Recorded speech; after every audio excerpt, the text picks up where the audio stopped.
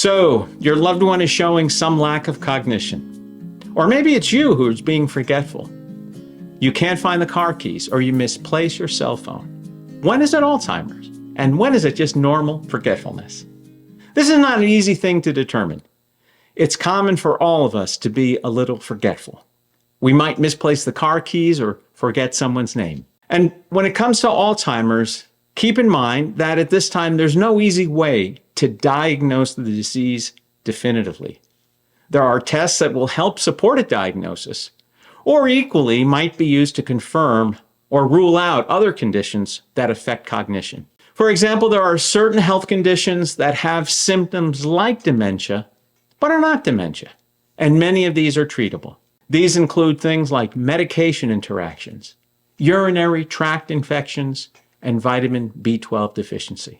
So this is why when your loved one has the following behaviors on a regular basis, you should set up an appointment to see their doctor. As a starting point, let me clarify the difference between Alzheimer's and dementia. Dementia, broadly speaking, is brain damage that's due to some underlying cause, and it's a symptom. And Alzheimer's is a disease that causes that symptom. The terms are used nearly interchangeably because as many as 80% of all dementia cases are caused by Alzheimer's. And if you want more detail on this, please see my video linked here. So warning sign number 1 is when you see forgetfulness that disrupts daily activities. And in some ways, this is as good a definition of cognitive disease as any. Once it affects what we do on a daily basis, it starts to become serious. Before then, if it's forgetfulness that is only occasional or that your loved one can manage with compensatory tools like to-do lists, it's okay. It's not really affecting daily life. Examples of this could include forgetting a regular appointment, like picking up the grandkids on Tuesday afternoons, something that has been part of the regular routine. That's a lot different from getting wrong a one-time meeting or event. Hey, thank you for watching The Caring Corner. I got into caregiving over 20 years ago when my mom was diagnosed with Alzheimer's. And through my caregiver registry, I've worked with literally hundreds of families as they have cared for their loved ones. Caregiving can be a roller coaster. If you find this content helpful, please like and subscribe so others may learn about it. Warning sign number 2 are challenges in completing routine tasks. When you have Alzheimer's, it'll be hard to perform normal daily tasks. You might get lost driving to church or to the grocery store. Or you might get confused when making a recipe you've made for years. You might leave out a key ingredient or add 1 pound of butter when you've always added 1 stick of butter. Warning sign number 3 is confusion about time or place. It's common, if you have Alzheimer's, to get confused about locations and dates. Mom might be adamant about remembering things that took place back home where she used to live. But in reality, these events took place in her current home, and maybe just very recently. It's also common to be wrong about the passage of time. Assume that you brought Dad to live with you a year ago. A sure warning sign would be for him to say that he's been living with you for 10 years. Now, warning sign number 4 are problems in remembering common words. We all will forget that certain vocabulary word from English class. But when you have Alzheimer's, it'll be challenging to maintain conversation because routine words will escape you.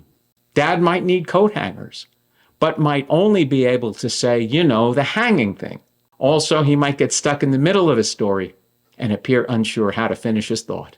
Warning sign number 5 is withdrawal from work or social activities. If you're a person with Alzheimer's, you may experience changes in your ability to hold or follow a conversation.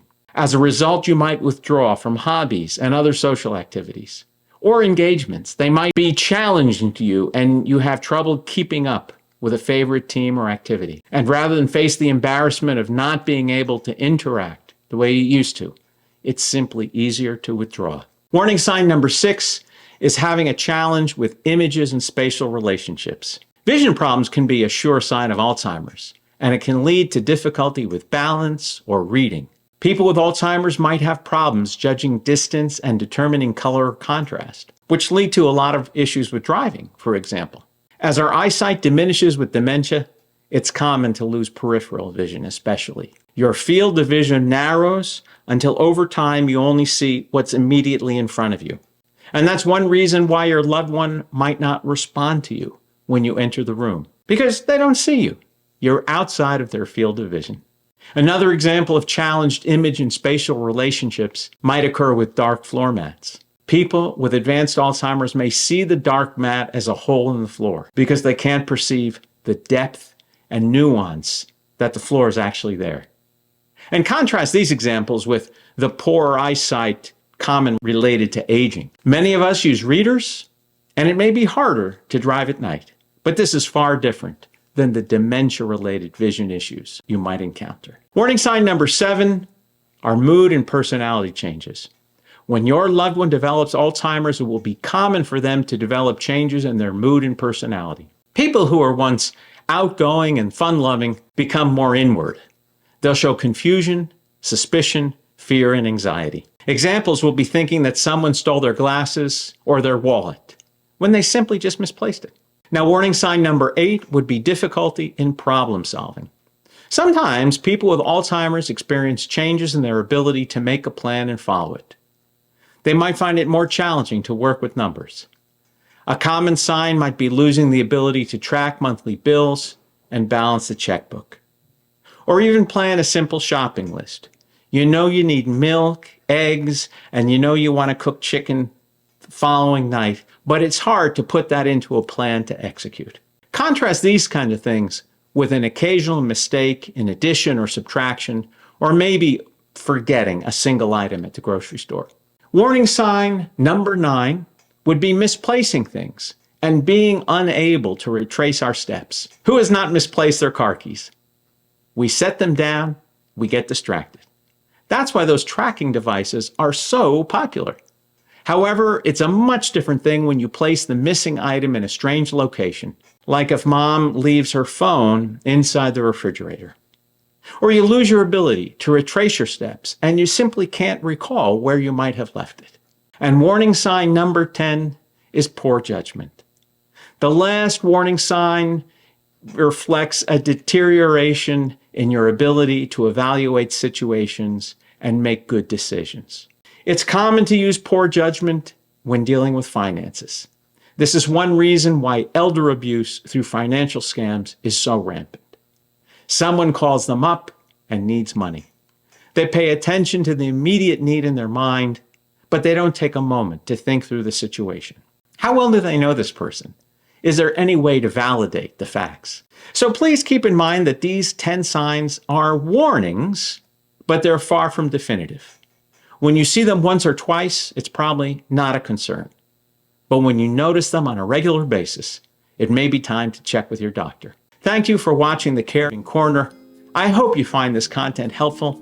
God bless you in your caregiving journey.